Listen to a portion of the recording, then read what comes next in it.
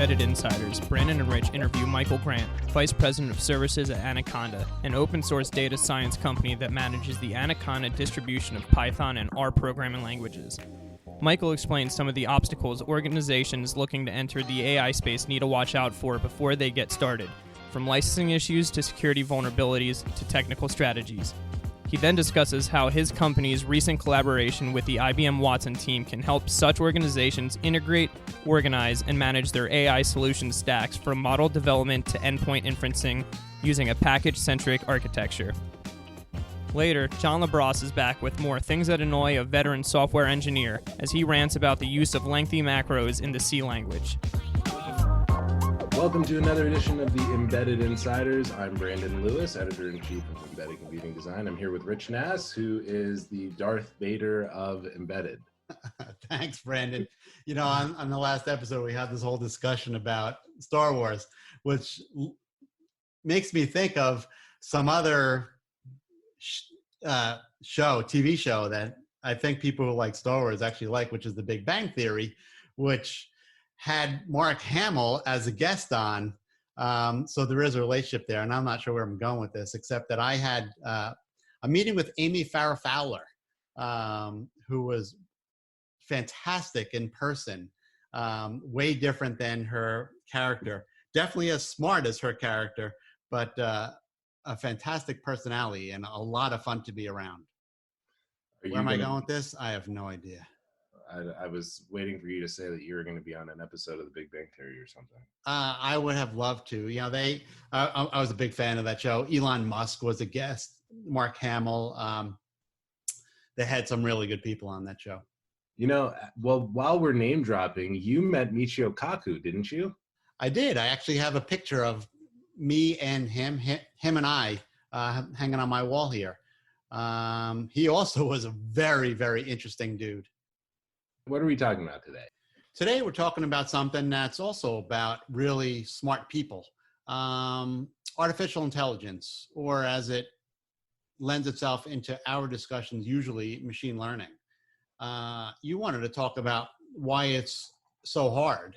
And I don't know if there's a lot to talk about there. It's so hard because it's so complex, and you're talking about huge amounts of data and huge amounts of compute power. And when you put those things together, you got a pretty complex problem. You know, AI isn't new. I mean, it's picking up a lot of attention in the media over the last couple of years, but it's nothing new. It's been in the R&D and academia realm for a long time. And just now that we've got all these IoT sensors everywhere, we've got enough computing power that we can push to the edge to make it at least possible to execute some of these AI algorithms. We're just not able to do it at the scale that it seems is necessary to make this thing really take off and hit critical mass. And one of the problems that I've identified in doing some research is that we've got these data scientists who've been working in a lab, and then we've got these enterprises, organizations, and even embedded development firms. And when you try to move all of this AI expertise from the lab, from that research and development realm into the enterprise organization, there are a bunch of disconnects. And I understand the fact that sitting in a data center and just running AI on big data is one thing, and running AI for a specific type of use case, like, I don't know, predictive maintenance or something like that, is a complete other ball of wax. But it just seems like there's so many smart people that there shouldn't be such a hurdle integrating this AI stuff into your existing processes and systems. I mean, a lot of this AI stuff is open source, and a lot of the infrastructure that organizations run their day-to-day business on is open source. And it just seems like such a pain right now. So many companies are starting up these AI projects and then failing really rapidly, starting them up again and failing again because they just can't seem to get it integrated into their systems. Well, fortunately, we have people like Sheldon out there who don't just throw their arms up in the air and say it can't be done. They just keep working until they find a solution. The Insiders are now joined by Michael Grant, Vice President of Services at Anaconda, a data science company that recently partnered with IBM Watson to simplify the adoption of open source AI tech. Everybody's very go get them around AI and ML. Of course, there have been a ton of problems integrating those technologies into the enterprise, which is actually a little surprising because a lot of AI and ML at this point is open source, and a lot of enterprises for a long time have been reliant upon open source software, whether that's for their IT systems or what have you. So what are you seeing? What's going on? Why is there a challenge with people just getting these stacks into their systems? Well, I think that's a good question. And when I thought about this, I can divide it into sort of three different categories. One of them is license compliance. It turns out that each organization has different levels of interest in enforcing license policies. So there are certain licenses that they would prefer not to use among the open source packages out there. And so they need to make sure that among the wide variety of packages in the Python ecosystem, they can filter out those that have these non-compliant licenses. So that's one of them, is certainly sort of legal compliance, if you will. Then a second category of issues are security vulnerabilities. That's a moving target, and that's true whether you're using the open source in the Anaconda ecosystem or in any other. And so our customers are always concerned about learning about and remediating any security vulnerabilities that are discovered in the software that they use, whether we supply it or not. And so actively managing against that security vulnerability landscape is something that our customers are really focused on. And then there's the technical. There's just the fact that there are so many packages in the ecosystem, and as you know, with any with any open source ecosystem, there's a variety of quality controls from really well regarded, mature, stable pieces of software to some of the newer fly-by-night operations that maybe they offer great functionality, but they were coded up in passion and not necessarily with the same level of professionalism. And so as a result, there's a fair amount of just simply technical support that our customers need around effective use of the open source ecosystem. And they actually look to us for recommendations about what the best packages are, what the most stable packages are, what the most popular packages are. And that's one of the reasons we created the Anaconda distribution, was to really give people that core set of well-respected packages to start with. Where we have really made our niche is specifically around data science, analytics, artificial intelligence, and machine learning. And so interestingly enough, Python is a widely used language, but each of these pockets of usage, whether it's web development or embedded systems or AI ML, they don't seem to intersect as much as you might think. But we have been popular in this space for a long time. We're best known for the Anaconda distribution, which is a freely available Python distribution with about 200 packages for data science, AI, and ML built in. And we have about 18 million users out there. This would include students at universities. This includes private organizations and consulting firms in a variety of different contexts. And what joins them all together is the need to use Python to do data analysis, numerical computing, or other mathematically oriented uses of Python. So we're pretty big in this particular space. What does somebody get with the Anaconda open source distribution to help with AI? When you start at the core, obviously you have Python, and actually we support the R language as well. Then there's another layer of numerically oriented libraries like NumPy and SciPy that give you that foundation of numerical computing. And on top of that, we have some data analysis packages, the most popular of which is called Pandas, which is a near ubiquitous package in the data analysis community for reading and writing and manipulating tabular data.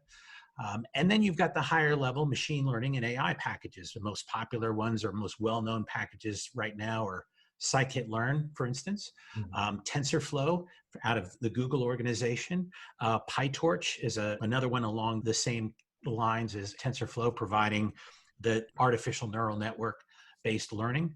And then more specialized packages like Detectron out of Facebook for object recognition, and spacey for natural language processing. So really for a variety of different AI ML workflows, there's likely going to be a tool in the ecosystem.